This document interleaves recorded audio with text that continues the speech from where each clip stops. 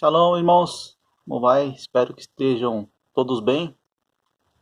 Eu vim aqui mais uma vez para falar um pouquinho acerca do entendimento que eu tenho adquirido com alguns estudos da Torá, os estudos dessas paraxás, né?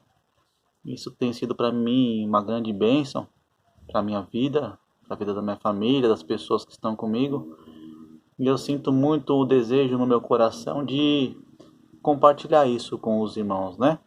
É uma felicidade que eu não quero reter somente em mim, mas eu quero compartilhar com todos, principalmente os meus irmãos no Machia, que congregam comigo, né? Mas espero que todos que vejam esse vídeo também sejam abençoados, tá?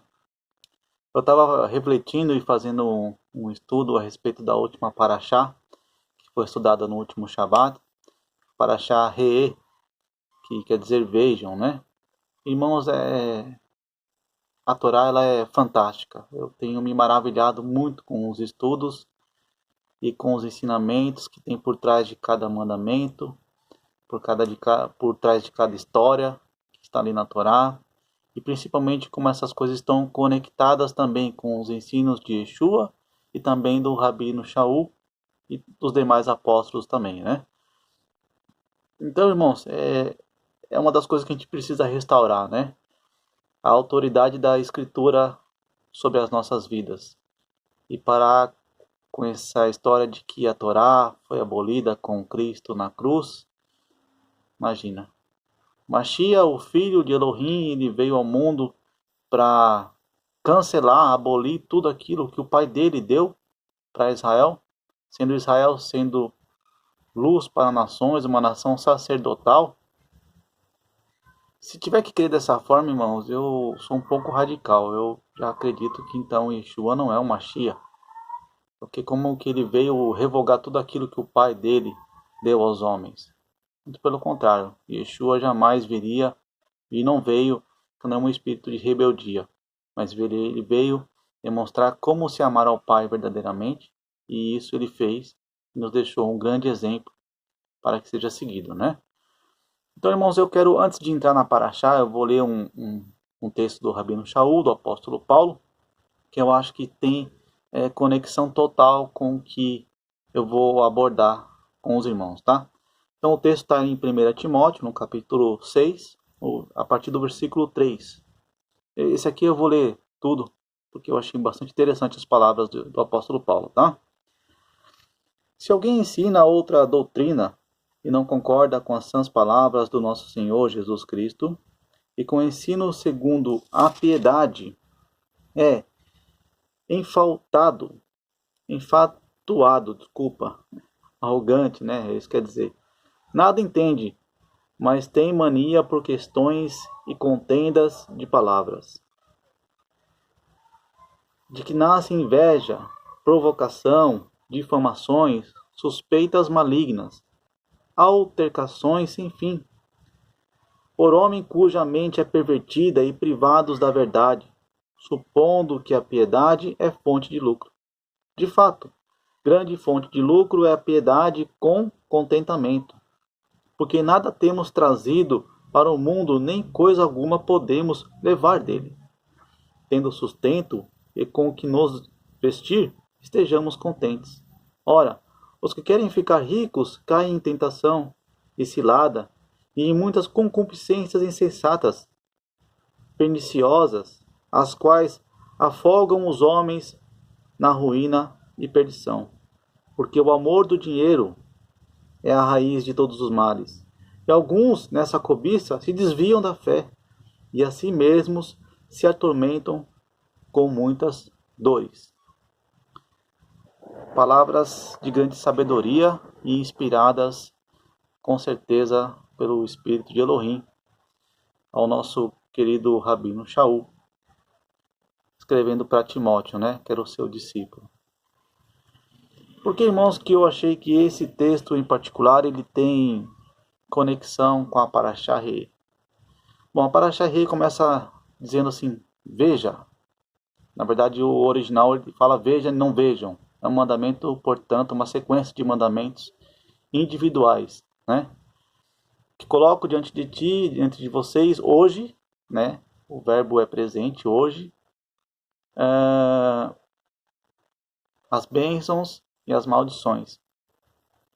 Então ele vai dar vários mandamentos, mas não é de bênçãos e maldições que eu quero falar. O tema que eu quero abordar é como esses mandamentos eles são intencionados a trabalhar o caráter do homem, a natureza do homem para as coisas ruins, né? E o interessante é que esses mandamentos eles obrigam algumas práticas, né? Alguns feitos mesmo, porque a ideia é de que o homem praticando, ele fazendo algumas coisas, ele comece a moldar o coração dele, ele comece a educar o coração dele. E o coração dele dessa forma irá acompanhar as ações que ele tem feito, e não ao contrário, que é muito mais difícil, né? Então isso é esplêndido. E eu quero então entrar e começar a falar sobre uma característica que vai ser trabalhada nesses mandamentos, que é o egoísmo. O egoísmo, irmãos, ele nasce naturalmente em todo homem, né? E é algo que precisa ser trabalhado, e principalmente ao homem, ao servo de Elohim, discípulo de Yeshua, é algo que precisa ser tratado com bastante veemência, né? E esses mandamentos eles vão começar a trabalhar essa característica do nosso caráter, né? E vai começar a se opor ao egoísmo. Vai ser uma oposição ao egoísmo, que vai ser através de algumas práticas que nós vamos ver aqui. E por que isso está ligado? Por que o egoísmo, e eu abordei o texto do Rabino Shaul falando a respeito do perigo das riquezas, do amor ao dinheiro, né? Por que isso está ligado ao egoísmo, irmãos? Porque o homem ele tem dentro de si naturalmente a intenção de se apegar facilmente às riquezas, às coisas que ele consegue conquistar através do suor, né, do seu trabalho. E ele tende a ficar muito preso a essas riquezas. Então o Elohim ele vai começar a trabalhar no homem, dando esses mandamentos através de Moshe para Israel, que isso deve ser tratado. Isso, se eles não praticassem esses mandamentos, seria difícil tratar isso. Então é obrigado o israelita a praticar alguns mandamentos, né, irmãos? Então eu quero aqui começar a abordar isso com os irmãos, dizendo que esse tratamento ele é feito em partes.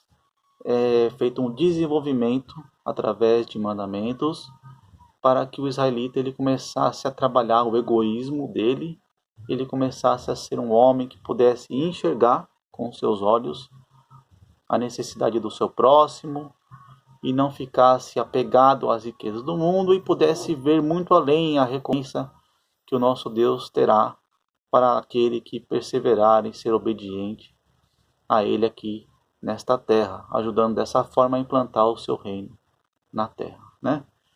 Então, meus irmãos, são 4 etapas basicamente que nós temos aqui, tá? Eu quero citar, e eu vou citar aqui, eu dei uma resumida, né? No mandamento que vai Deuteronômio 14, 22 até o 27. Eu vou ler de forma resumida, mas depois você em casa, estando em casa, pode acompanhar na sua Bíblia aí o texto na íntegra, tá? Vamos lá.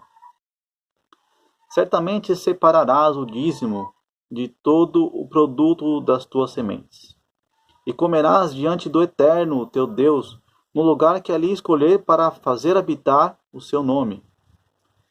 E se o caminho te for comprido, de sorte que não possas levar, então trocarás por dinheiro, e atarás o dinheiro na tua mão, irás ao lugar que o Eterno, o teu Deus, escolher, e darás este dinheiro por tudo o que desejar a tua alma, por gado, por vinho velho, e comerás ali, e te alegrarás, tu e a gente da tua casa.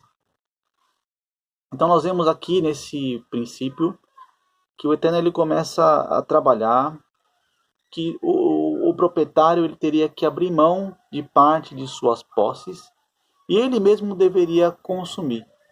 Mas alguém está impondo isso a ele, não é um desejo dele, não é ele que está optando em fazer isso. Alguém, o Eterno, no caso, através dos mandamentos, está fazendo com que ele consuma um décimo, né, o dízimo, de todas as suas posses. E o interessante neste mandamento é que faz com que eles consumam esse dízimo, essas primícias das suas safras e tal, lá em Jerusalém. Tanto que, se ele tivesse muitas coisas para serem carregadas, se ele tivesse muitas posses, e ele morasse longe de Jerusalém, ele não, tudo bem, não precisava carregar tamanha distância, com tamanha dificuldade. Ele poderia trocar por dinheiro, ir a Jerusalém, chegando lá, ele poderia comprar aquilo que ele desejava no coração dele. E com a sua família ele iria consumir ali na presença do Eterno em Jerusalém. Então aqui o ensinamento ele começa a trabalhar no homem a não se apegar excessivamente às suas posses, às suas riquezas, e começa já a confrontar um egoísmo natural da natureza humana. E é muito gradativo, porque ali, por mais que ele vai se desprender de 10% para ele próprio consumir, ele está fazendo isso para ele. Então, teoricamente, eu não vejo ainda grandes dificuldades aqui. Mas o interessante também é que ele faz com que ele faça isso lá na presença de Elohim, né? Então ele precisa se deslocar se ele estiver longe e tudo. Então ali já tem também o Eterno já trabalhando e ensinando ao homem a como administrar as suas posses, né? E ao que ele deve dar valor, ao que deve ser mais importante. E aí a gente vai galgando algumas fases aí e cada vez vai dando uma apertadinha, né? Então nós vamos ao próximo mandamento, que visa da mesma forma e trabalhando isso no caráter do homem. Esse mandamento está em Deuteronômio 14, 28. Lá está escrito da seguinte forma: ao fim de 3 anos, tirarás todos os dízimos do teu produto daquele ano e os depositarás dentro de tuas cidades. Aqui o proprietário ele é obrigado a separar um décimo da sua colheita e dar aos pobres. E aí, irmãos, é educação do coração. A educação do coração que ela vai sendo gradativa, fazendo o homem a aprender através da prática desses mandamentos a ser uma pessoa caridosa, a olhar aos necessitados e não se apegar, a não ser egoísta. Meus irmãos, vocês estão entendendo que fantástico que é a palavra do nosso Deus? Como que isso, as coisas que tem por trás dos mandamentos, e a gente durante tanto tempo não explorou essas questões, a gente nunca pensou muito nisso. É fantástico, né, os irmãos? Então, aqui tem um comentário rabínico, eu gostaria de ler com vocês, para fazer a gente refletir um pouco melhor e entrar um pouco mais na importância desses assuntos, né?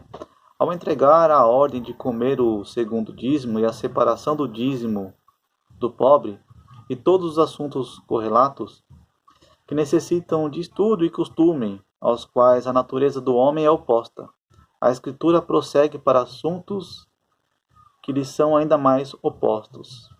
E aí nós vamos então galgando níveis, e aí a gente vai entrar aqui num outro mandamento que está contido nessa paraxá, e eu vou ler para os irmãos, que vai de Deuteronômio 15, do 1 ao 9. Eu vou ler mais uma vez de forma resumida, depois os irmãos podem ler na íntegra, tá bom? Ao fim de cada 7 anos, farás o ano sabático. E é este o modo do ano sabático: que todo credor que emprestou ao seu companheiro o deixará, e não reclamará a seu companheiro nem a seu irmão, porque chegou o ano sabático para o Eterno. mas lhe abrirás a tua mão, e lhes emprestarás o suficiente para que lhe faltar.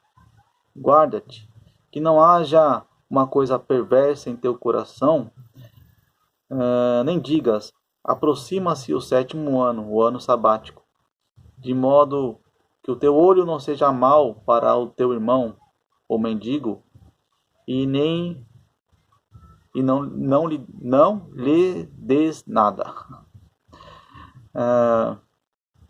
Aqui a gente tem diante de nós, irmãos, o mandamento do perdão de dívidas. A cada 7 anos, então, haveria o perdão das dívidas. Isso é fantástico, irmãos, porque aqui o Eterno ele já vai trabalhando isso de forma mais intensa. E então, conforme ia se aproximando o ano sabático, né?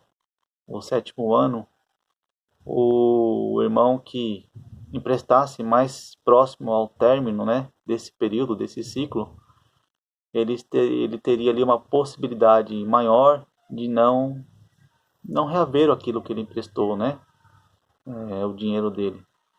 Mas o Eterno já avisa para que ele não endureça o coração dele a ponto de estar próximo o ano sabático, o ano de perdão de dívidas, que ele não empreste com medo de não receber, porque ele vai ter que logo perdoar a dívida. Então a gente vê o Eterno trabalhando aí na questão dos dízimos, né? O caráter do homem em relação ao egoísmo, né? E você vê que isso vai se apertando, isso vai sendo gradativamente, você vê como isso é realmente um problema, né, na vida do homem.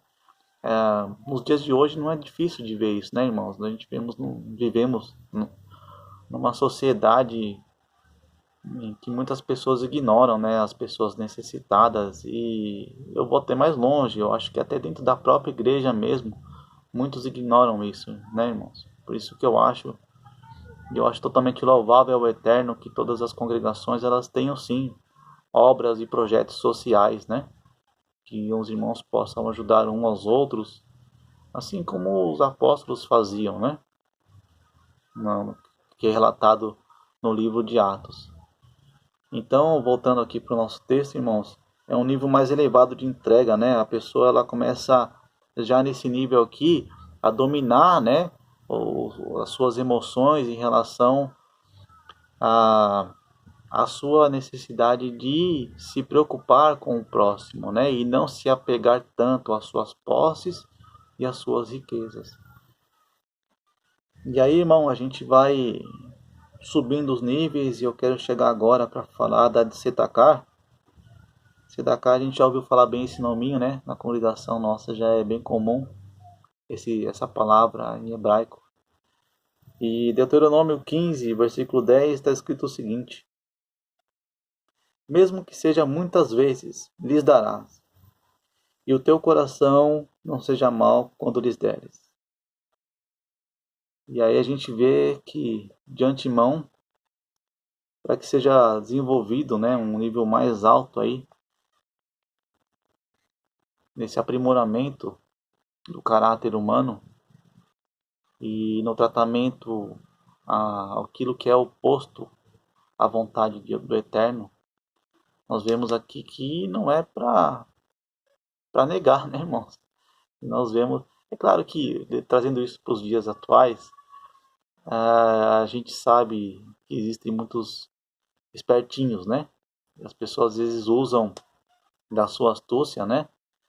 Mal intencionados e mesmo não estando necessitados acabam fazendo apelos, né?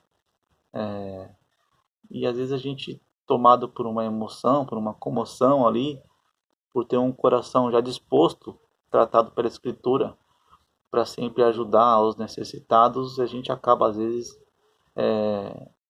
fazendo as nossas ofertas, os nossos sedacás, às pessoas que não estão precisando. São pessoas preguiçosas, mal intencionadas, que não querem trabalhar. E a gente precisa então ter um pouco de cuidado para conhecer, né? E saber para quem nós estamos emprestando e qual que será a finalidade. E além do mais, né, irmãos, a gente não precisa sempre também abençoar a vida dos irmãos com o dinheiro vivo, né? Porque com dinheiro as pessoas fazem o que querem. Mas às vezes levar um alimento, eu sei que depois também tem aqueles que vai vender o alimento, mas já é mais difícil, né, irmãos? Uma roupa, né?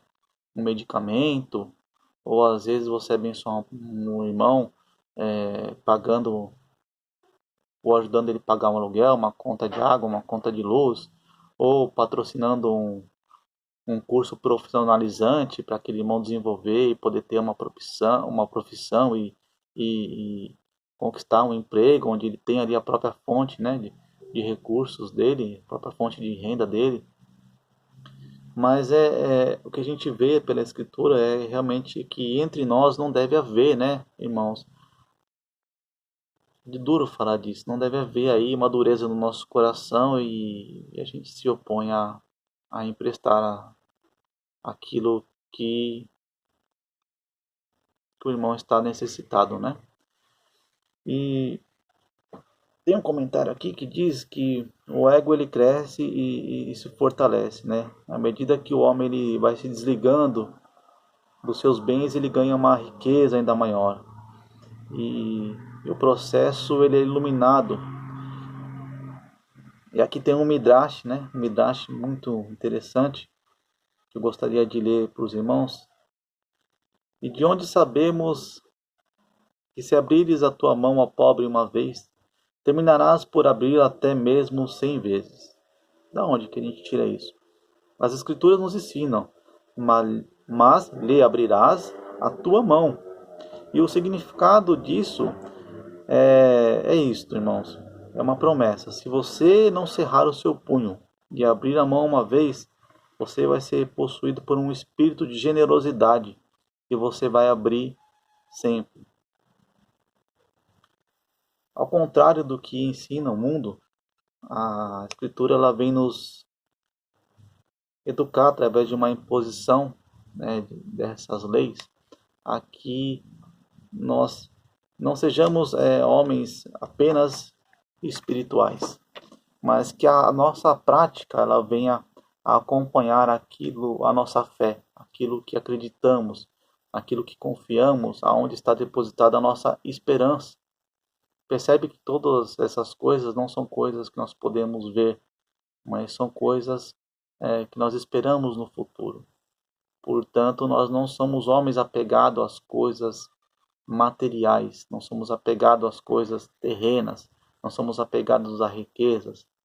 Por isso, o homem que tem esse discernimento, que entende dessa forma, ele tende a ter já um controle sobre essa natureza do homem de ser egoísta e de se apegar excessivamente aos seus bens. E a gente passa a querer e sentir uma felicidade dentro de nós de poder ajudar ao nosso próximo, né? Por isso que eu estou falando todas essas coisas, mas eu não vou falar aqui em nenhum momento, nenhuma oportunidade que eu tive de ajudar ninguém. Porque o intuito não é dizer que me vangloriar sobre essas coisas, mas é compartilhar com os irmãos o entendimento que eu percebi desde que eu me converti, que foi saindo da igreja e foi esfriando um pouco os membros com a necessidade de se preocupar com o próximo. Eu escutava falar, eu não era crente, mas eu escutava falar que na igreja as pessoas se preocupavam muito com as outras. As pessoas se doavam muito para ajudar o seu próximo, né? E a gente vê que hoje em dia o negócio é um pouco frio, né? As pessoas se encontram na congregação ali, dá a paz do Senhor ali, vai cada um para sua casa, ninguém sabe da vida de ninguém, ninguém se preocupa para saber se algum irmão específico está precisando de alguma coisa. As pessoas só têm liberdade de falar com o pastor, porque só com o pastor as pessoas acham que só ele pode ajudar em todas as coisas, e muitas vezes tem um irmão sentado na cadeira do lado que pode sim ajudar e que deve sim se preocupar com a necessidade do nosso irmão do lado ali. Irmãos, isso é tão abençoador, eu vejo isso como uma bênção e algo que precisa ser restaurado, sim, né? E para finalizar, eu queria ler o texto, é claro, nas palavras de Yeshua, porque essa paraxá ela começa falando vejam, né? Ou veja. E aqui Yeshua ele vai falar um pouco acerca disso e tem tudo a ver com esse tema, sobre todas essas coisas que eu explorei com os irmãos aqui, né? O texto está em Mateus capítulo 6, a partir do versículo 22. E ele diz o seguinte: são os olhos a lâmpada do corpo. Se os teus olhos forem bons, todo o teu corpo será iluminado. Se, porém, os teus olhos forem maus, todo o teu corpo estará em trevas. Portanto, caso a luz que em ti há sejam trevas, que grandes trevas serão. Então, aqui Yeshua está dizendo que os olhos é a lâmpada do corpo. Por quê? Não é o olho físico especificamente, mas a forma com que você enxerga o mundo, a forma com que você enxerga as coisas, a forma com que você enxerga o teu próximo, a forma com que você enxerga e entende Elohim, nosso Deus. E aqui está fazendo uma exortação, se você for ver, está falando sobre os tesouros do céu. Não acumuleis para vós outros tesouros sobre a terra, onde a traça e a ferrugem corrói, e onde os ladrões escavam e roubam, mas ajuntai para vós tesouros nos céus, onde a traça e a ferrugem não corrói, e onde os ladrões não escavam nem roubam. Porque onde está o teu tesouro, ali estará também o teu coração. Então Yeshua ele vai ensinar em poucas palavras, irmãos. Eu creio que é o que está nessa paraxá, nesses mandamentos que eu compartilhei com os irmãos aqui. São alguns tipos de dízimo, né? Hoje a gente acha que existe só apenas um dízimo, né? Não estou dizendo que não é para entregar o dízimo na igreja, irmãos, porque eu entendo isso de uma forma muito simples, tá? Eu não faço isso buscando alcançar uma bênção ou simplesmente ser abençoado porque eu estou dando a minha oferta, meu dízimo na igreja. Mas eu entendo que é uma necessidade muito óbvia, né? A igreja, a congregação, ela tem custos, né, que precisam ser sanados e para que se mantenha ela precisa pagar esses custos. Entendeu, irmãos? E, é claro, junto com isso está atrelado outras questões. A igreja ali com as portas abertas e a gente sempre fazendo nossos serviços ali, né? Orações e explanação da palavra e tudo mais. As pessoas poderão entrar, conhecer ali a palavra, né? E ali começar a ter um contato e aí a partir dali começar a mudar também a vida delas, né? Então, por isso a importância de se manter a nossa congregação funcionando. Agora, da mesma forma, e também tão importante quanto, é você, irmão, aprender a abençoar aquele que está precisando. Se você sabe mesmo, irmão, que tem alguém precisando, passando uma necessidade, se você tem condições de ajudar, irmão, faça isso. E guarde no teu coração, porque em secreto, eu tenho certeza que Elohim está vendo e irá te recompensar. E a recompensa, irmãos, não é como dizem por aí, que você vai ser promovido, que você vai fechar contratos, que do nada, milagrosamente, a sua conta bancária vai ficar cheia de dinheiro. Não é isso. As palavras de Yeshua. Os tesouros que você está juntando é nos céus. E é lá que tem que estar o teu coração, meu irmão. É lá. É essa a esperança. É essa a fé que tem que estar no teu coração. Praticar boas obras e andar sobre elas é para que você, confiando naquilo que está por vir, se mantenha firme, se mantenha perseverante. Dê autoridade às Escrituras para a sua vida. Cumpra, procure conhecer e cumprir os mandamentos. Estude a Torá. O apóstolo Paulo ele fala, a Torá é boa, os mandamentos são santos, justos e bons. Ele falou isso em Romanos, se não me engano, no capítulo 4 ou 8, acho que é o 8. Por que, irmãos? Porque esses mandamentos é isso que eu tentei explicar. Eles visam, por trás deles, irmãos, fazer com que você pratique coisas e os seus feitos trabalhem o seu coração. Os seus feitos, irmãos, fazem com que você se desprenda cada vez mais de uma característica que todo ser humano tem, uma tendência ao mal. Acho que é a inclinação da carne, né, que o apóstolo Paulo fala. Então, irmão, se você começa a aprender e a estudar e a enxergar essas coisas, você vai vendo ali o Eterno sempre trabalhando na questão do desenvolvimento. Você vê que nesse período aqui o povo ele já havia sido liberto do Egito, já havia caminhado 40 anos no deserto, eles estavam para entrar na terra prometida, em Canaã, e o Eterno ainda estava trabalhando ali o caráter, moldando aquele povo. E da mesma forma na nossa vida, irmão. Em nossas vidas existe um processo, um desenvolvimento, e a gente precisa estar sempre em contato com a palavra, estudando e compreendendo os mandamentos do Eterno.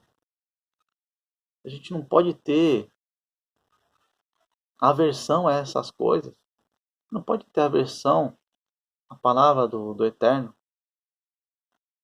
a Torá, os mandamentos, as leis. Qual é o problema com a lei, irmão? Né? Eu não quero causar polêmica, mas mais uma vez, nessa paraxá também fala acerca das leis alimentares. Qual é o problema, irmão?